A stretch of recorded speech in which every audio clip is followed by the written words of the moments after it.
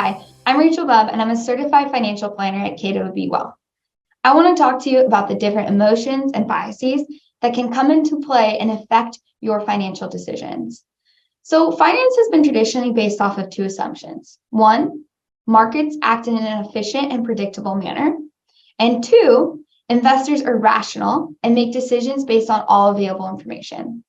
Well, what we've actually seen is that investors aren't always rational, and we're actually making more decisions based off of our emotions and biases and cognitive errors, which is ultimately impacting our long-term financial plan. So, what if you could recognize your emotions or these biases coming into play when you're about to make an investment choice and ultimately counteract them so that you can be that rational investor that the market is already assuming that you should be? So here are some tips on how to counteract the biases and some of the warning signs that you should be looking for when you're in a challenging situation or you're starting to see your emotions overplay what is the rational choice for you. All right. Thank you, Rachel. It's a pleasure to be here. Yeah, let's dive into availability bias, one of my favorites. People's tendency to use information that's on hand to make decisions. We do that because we're lazy and we're looking for information that basically is consistent and supports what we think already. And the media is a big source of all of this information. And it causes us to overestimate the probability of event because it's associated with a previous memory. That's not good. So how do you tell if you're under the influence of this bias? If you find yourself thinking or saying something like this, chances are you are under the influence of availability bias. I see people with iPads everywhere. Apple must be a good stock to own. Apple may be a good stock to own, but just because you see iPads everywhere doesn't necessarily mean it's a good investment.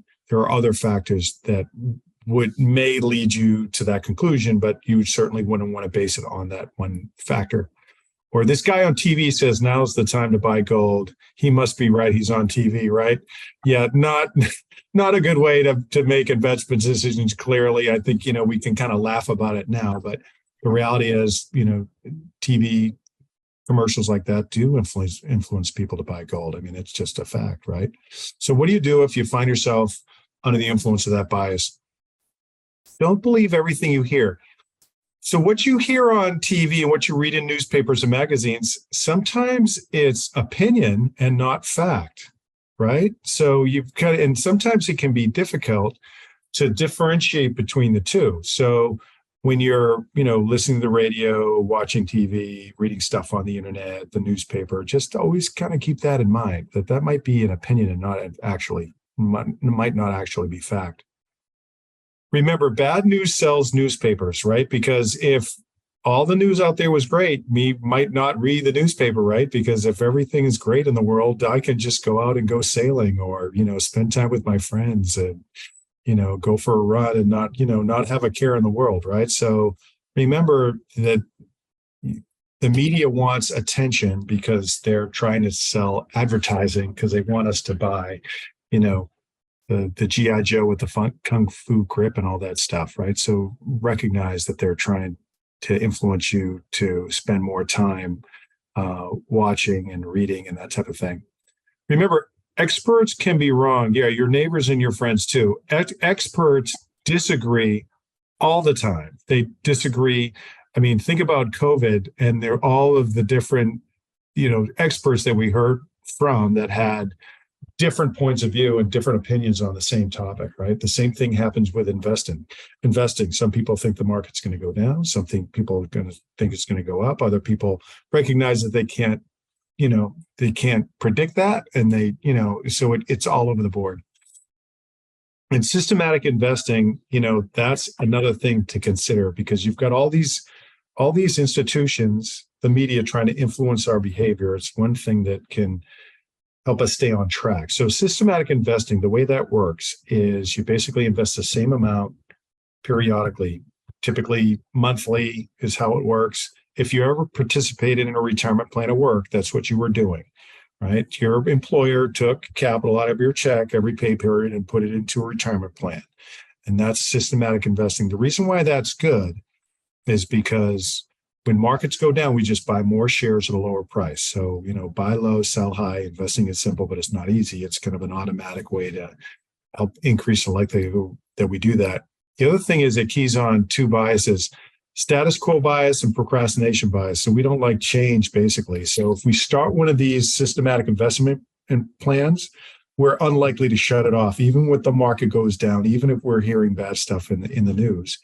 And then even if we get to the point where we really want to shut it off, because of procrastination bias, we just never get down to it.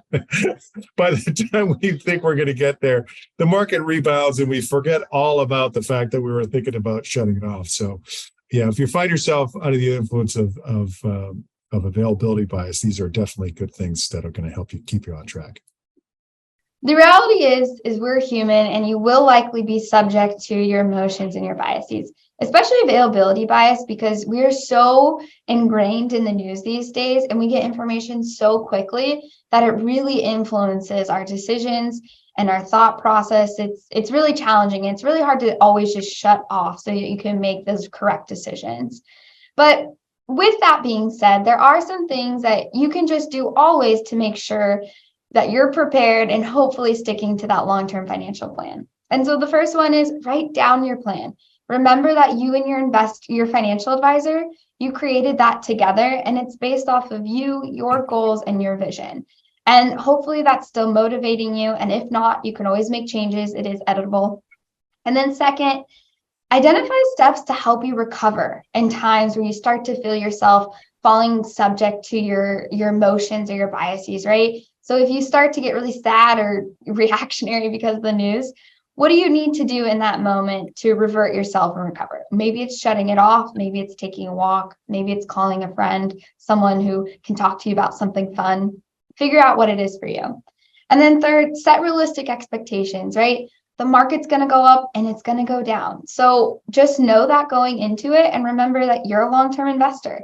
We have a plan in place that is there to deal with bear markets and ultimately meet your long-term goals.